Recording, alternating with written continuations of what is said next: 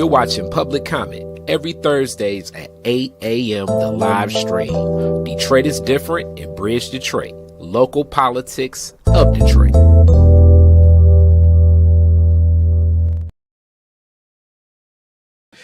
Welcome back to Public Comment, and we are starting off the year 2026.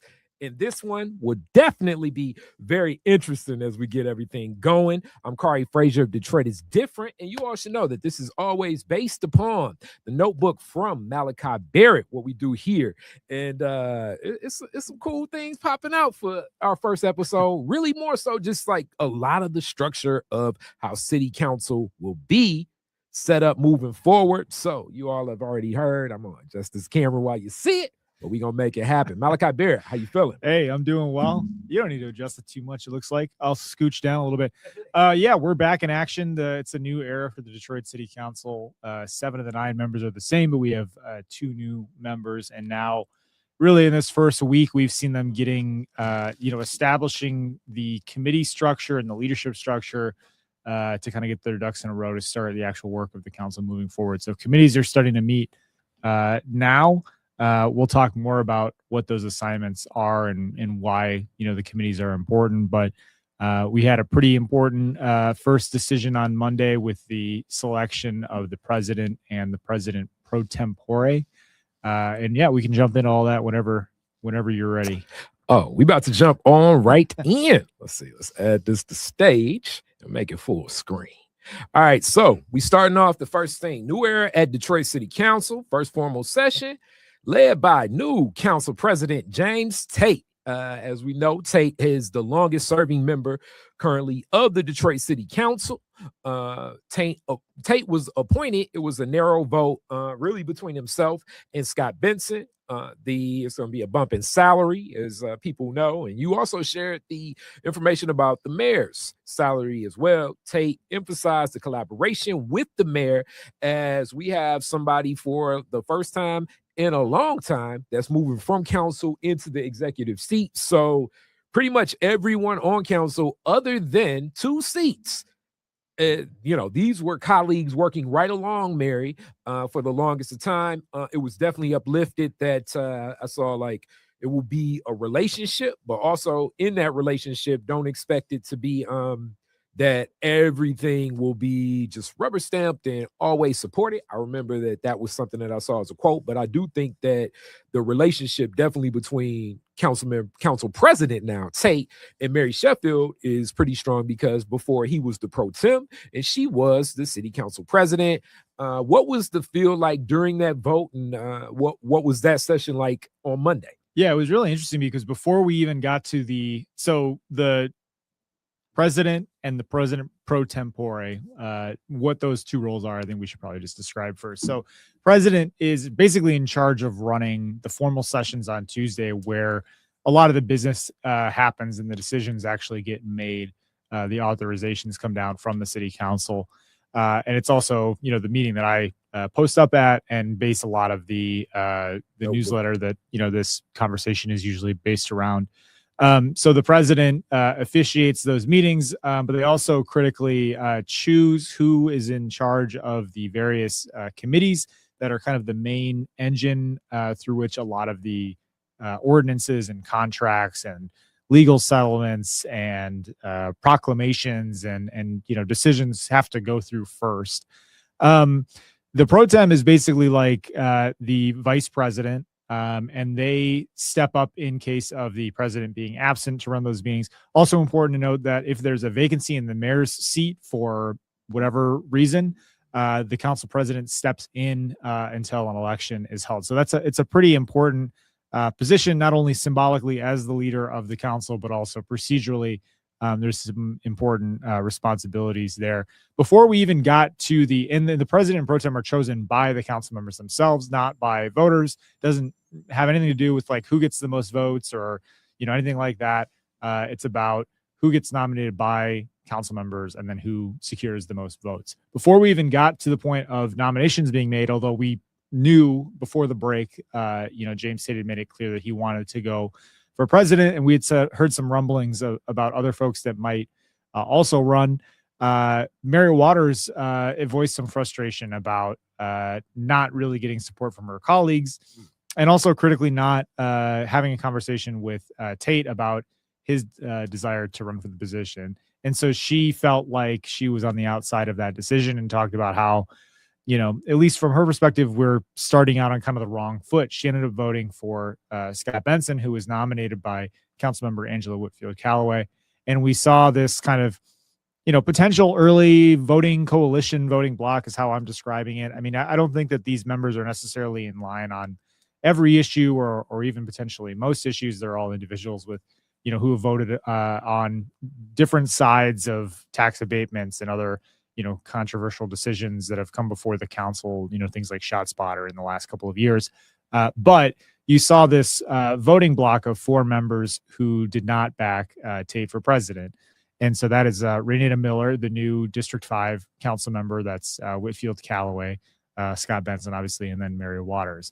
And on the other side of that, you have the other new council member, who's Denzel McCampbell, who's replacing Fred Durhall in District 7, backing Tate alongside Coleman Young, who became the pro tem, as well as Gabriela Santiago Romero and Letitia Johnson. I don't think I'm leaving anybody out there. No, that's the 5. That's the 5. So, yeah, I mean, I think Tate, he's the dean of the council, as some folks have said in the last meeting of 2025.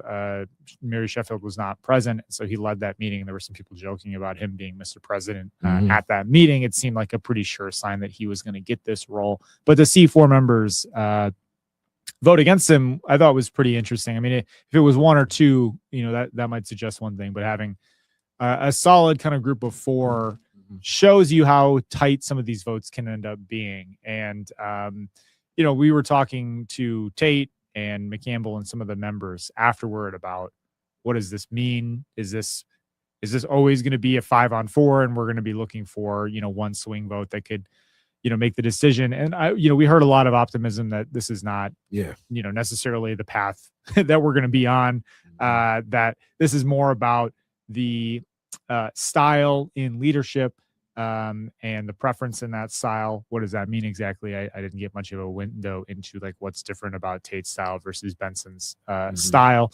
But Tate spent a lot of time after the meeting talking with Mary Waters, and they ended on pretty good terms. I think they were kind of talking about miscommunications and things happening over the holiday break. So, asked more directly about it, Tate and McCampbell both said, don't read into this too much. This is the first decision that we're making here. And, we're all committed to having a positive relationship. And we've heard that kind of over and over again from council members, that they don't want this. They don't want a reputation for being divisive. They don't, they want to find consensus. They want to move forward. And I don't know. I mean, I think there's optimism around that, but we're going to have to see what happens, moving forward. Yeah. I mean, I definitely knew that and felt like many people that council member Tate was looking for the president seat. I didn't necessarily know the interest at the time from Scott Benson, just from where everything lied. As what's uplifted, what you shared, it's even in the article, McCampbell got a quote about it. I don't think that this means that, we already have like a divided council, like on this side versus that side. I think it just kind of landed that way in a 5-4 vote. But as you said, this definitely plays out of other things can be in council. And also the other big thing, we're looking at new district lines, but also some committee appointments. As we know, first formal session from Renata Miller and Denzel McCampbell. So that's District 5 and District 7. And right now, both are looking to hire their staff and establish communications with residents. Council members adjusting to the representation as neighborhoods shift into new districts. And I do think it's important for people to understand that, we've talked about it a number of times on this show, but the new districts are in effect now. Yeah. So your boundaries changed with the election and who you were voting for. I don't know if a lot of folks even realize that at the time. And there's, of course, a larger people who did not vote and maybe never came across that in the first place. But the city has maps available online for you to easily see what city council district you're in. There's been a lot of change between 4 and 5. I was in 5. I was moved into 4. Councilmember Johnson talked about wanting to welcome in people who used to be in District 5 into her newly drawn district, and actually her first coffee hour of the year, I think, is on the 16th at the Commons, which is in D5, but it's like pretty close to the border. I think Van Dyke might even be the border there, but get familiar with that because it has, pretty big implications for, your representation on the council and getting help when you need it, which we'll talk about a little bit later on. Yeah, and also in the hiring process of what's going to happen with both staffs, I definitely know that like hitting that ground running, we would expect very soon. I would imagine probably not longer than, definitely by the close of this month, you'll have full staffs and different city council members develop their staff and what they're reaching out to in different ways. There are relationships that definitely lie. And the other big thing about this too that really stood out is the committee structure. The standing committees that exist. It was unique to see that Denzel McCampbell is leading the budget committee, coming in, walking. He definitely has some experience of looking into that and everything. And then this is actually the seat that Fred Durhal in that D7 held before. What was that feel like just seeing a lot of these committees come to life and where those appointments lie? Yeah, we didn't get much of a window during the public portion of the meeting about where this was all going to come down. Actually, the resolution that was attached to the agenda was blank. So I had to go up and ask for what they voted on after the meeting to even know who was on what committee. It was interesting, though. We have basically the same council minus, 2 people. So there wasn't a whole lot of shifting around of where people were compared to the committees last time, but definitely interesting that McCampbell is chairing the budget committee. That's one of the most important committees. They are the host for committee for budget hearings that will be happening in April, where every department in the city is going to come before the committee and talk about their metrics, what the mayor's expectations are for them, money in, money out, new initiatives that they want to do. And what additional funding they might need. So to see a new member take that on, I think is pretty interesting. It also speaks to a lot of what McCampbell talked about on the campaign trail in regard to participatory budgeting, getting citizens more involved in that process, getting more feedback, driving how the council makes those decisions. And, important to note that his predecessor, Fred Durhal, was also chair of that committee too. So District 7 remains a pretty, its representative remains a pretty important piece in putting the budget together. And I talked to him as well about, we cover these meetings, we see the amount of energy and effort that goes into trying to advocate for additional money for council priorities. And at the end of the day, most of what they ask for doesn't get funded. At least half of the money, if not more, just gets kind of cut out of their request because there's not room in the budget. And essentially in the last couple of years that we've watched it, they argue for about 2 to 3% of the budget. Like it's a small kind of portion that they have much influence on after the mayor already presents, their proposal. So he talked about trying to engage Mayor Sheffield before right now, basically, to make sure she understands what the priorities of the council are and try to put that in the budget on the front end so that they're not scrambling to do it afterward, which is also why folks are pretty encouraged by, her experience on the council, that she understands how this whole thing works and she gets what it's like to be on the other end of that, where, they're trying to argue over pennies essentially. And McCampbell's first act as council member, or one of the first resolution that he got passed was about ARPA funding and asking the Legislative Policy Division to put a report together on which of these priorities, which of these ARPA programs. I was actually just about to get into that. So it's like more so an assessment of what programs that were funded from ARPA dollars as they've been spent will city be able to continue. But before that, really more so the assessment of the amount of money allocated in that. He spoke directly to something that definitely at city council meetings, but usually just even any community meeting is brought up, and that's the home repairs, especially for seniors. A lot of the front steps and roofs, and that's still been like a very That's been tougher to navigate just on the strength of like the prices of a lot of things continue to rise, especially when it comes to like the renovations and the materials associated with that, the people that can execute that. So there are long lists, and Lord knows, I mean, most times that I've been at a city council meeting, that I'm hearing someone definitely uplift that. And usually you at any community meeting, that's definitely uplifted too. So McCampbell's like, we really want to stand there. This is something that as Mary in city council spoke to also, but we have to still look at what does exist. So I believe McCampbell is like, okay, let's at least get an assessment to know what would be needed before we move forward with this, because there's probably somebody there yesterday talking about like, hey, what's up with my roof? What's up with the steps? I'm on this waiting list that's so long. You've definitely heard it, and he's getting to work on day one basically in this, and saying the budget's going to be coming up sooner than you think. Mayor Sheffield is going to put her proposal together in March, and then by April, and that's going to come quick. I mean, we're already almost halfway through January. Yep. So yeah, he wants to have these conversations sooner rather than later. Do you want me to go through all of the committees and just kind of briefly explain what they do? That might be helpful. Yeah. Let's see. I mean, this other PowerPoint, I'll just go to the last one. You can definitely go through the different committees that do exist. And as you said, some of the leadership and everything still kind of stays and remains the same as. One example is Councilmember Gabriela Santiago Romero is the chair of the Public Health and Safety Committee, which she was last session as well. You might be surprised, though, it has broader implications. It's not just about like police and fire. The committee handles issues related to utilities, environmental quality issues, public works and infrastructure, transportation. So a lot of DDOT stuff comes through PHS. And also isn't the vice chair of that is McCampbell, right? That's right. Yeah. And being that his work definitely in advocacy for environmental justice lines right up into mix with that. And Mary Waters is the third member. So every committee has 3 members. They have a chair and a vice chair, and then a third voting member.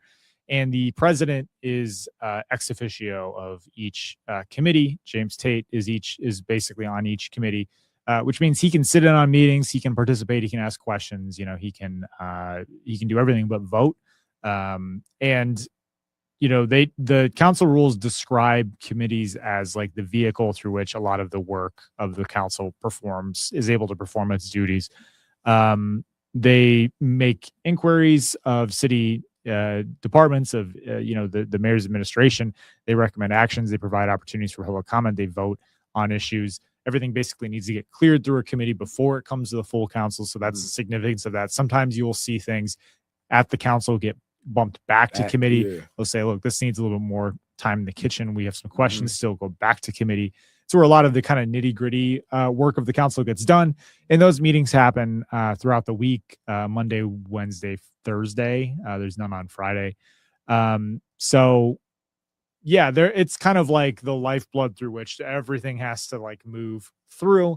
And those votes can be influential. I mean, often they will move something to the council with a recommendation to approve it. Sometimes they will not recommend approving it. They'll send it up to the council to vote down, basically to say, look, we're going to vote on this, but we don't think we should pass it. That happens with legal settlements a lot. It happens with other issues.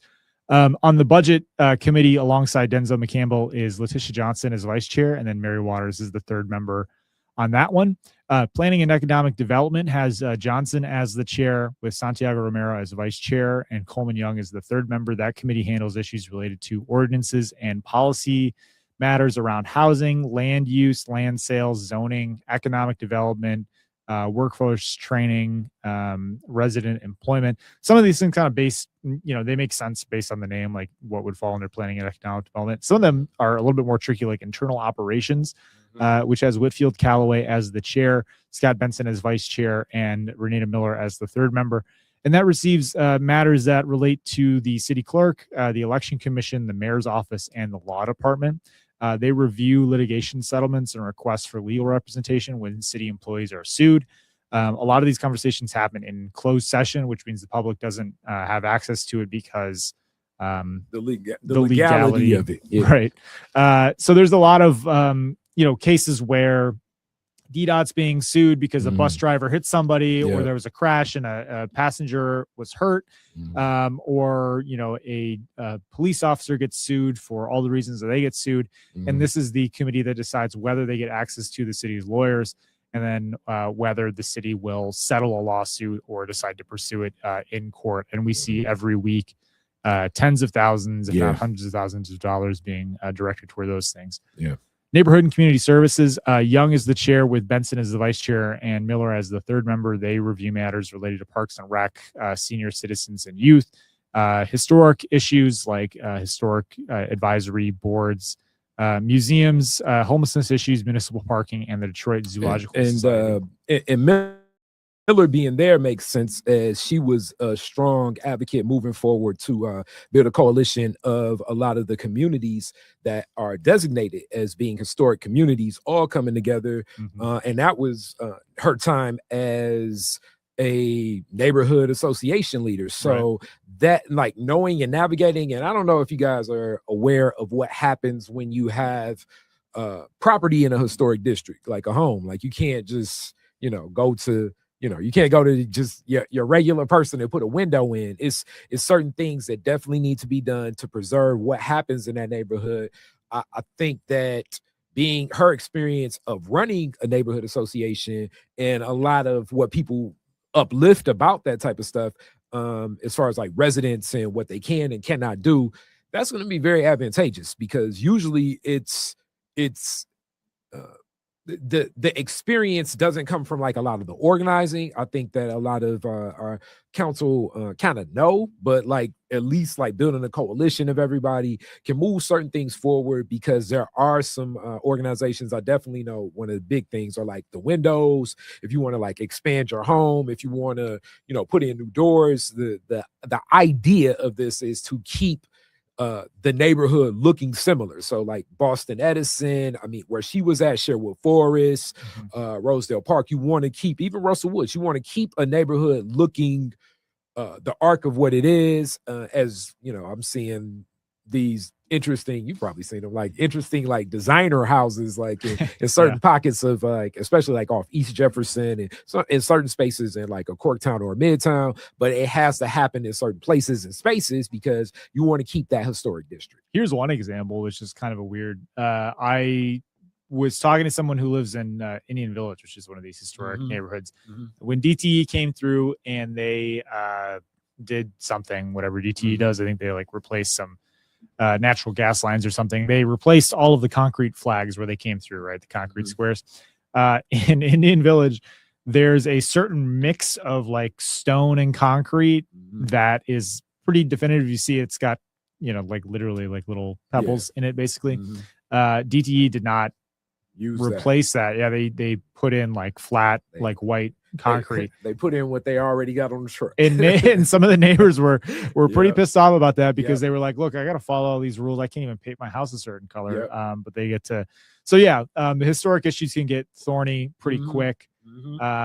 And also, a lot of the cultural museums are in District 5 as well. So that's, I didn't even think of that with Renata Miller, but that definitely makes sense.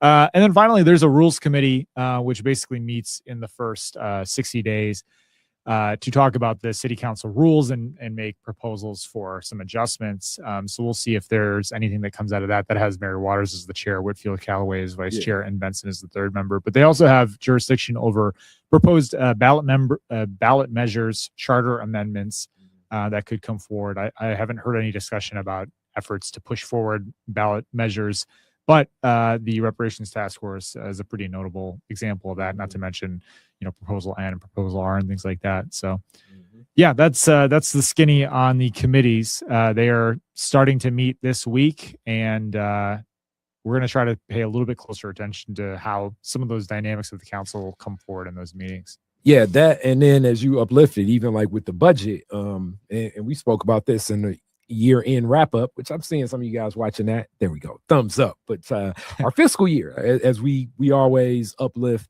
it is not from January to December. it is from July to June. So definitely as that budget is presented in March or started in March and then presented in April, finalized so that things can move forward. What happens with the funding is very important as things are always changing. It's talking about things always changing. The artificial intelligence accountability and representation. If you made a phone call to your district, I guess it'd be like your district manager at certain points, definitely in districts 3 and 4. You were talking to Emily. Emily is an AI bot, and you guys are probably familiar with talking to an AI bot, no matter who you're talking to nowadays. You know what I'm saying? I guess the ones that sound a little bit more human probably. I was trying to get something figured out with my Xfinity internet, and I was talking to an AI the whole time. So these chatbots are pretty much everywhere. Yeah, they're everywhere, and the city's even using it. The challenge was council was not aware of this. Definitely.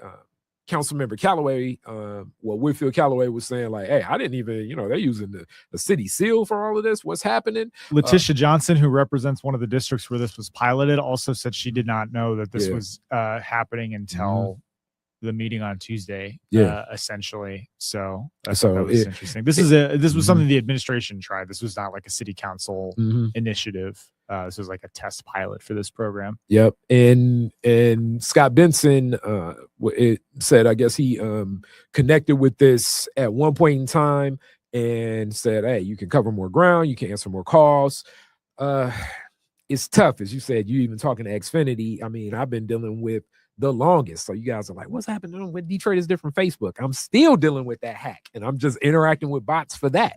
So like, if it's a problem, I think that's so commonly used that can be resolved, the bot can work. The challenge becomes if it goes outside of the scope of what it can do. I mean, it would be like, I don't know, it'd be like, hey, you got a toaster, but you're trying to make a smoothie. It's like, it can't do that because it doesn't have the information to do that. Definitely it does cover a lot more of, I guess, the data analysis and the records of what's happening and open to response time. Gabriela Santiago Romero was saying that like, I mean, this is going to take away jobs. Definitely more and more of the environmental discussion about the impact of AI and water use. And I'm work with an organization that's actually built an AI, what would I say, like almost like a AI, like I don't want to say rules, but for lack of a better term, like AI rules of what needs to happen if used and how. I would imagine not just Detroit, but other cities will move forward with something like this needed to happen as far as like when you use AI, how you use AI, how it's reported that you're using AI, and then the transparency of how AI is used. This is still relatively a new use for many of us.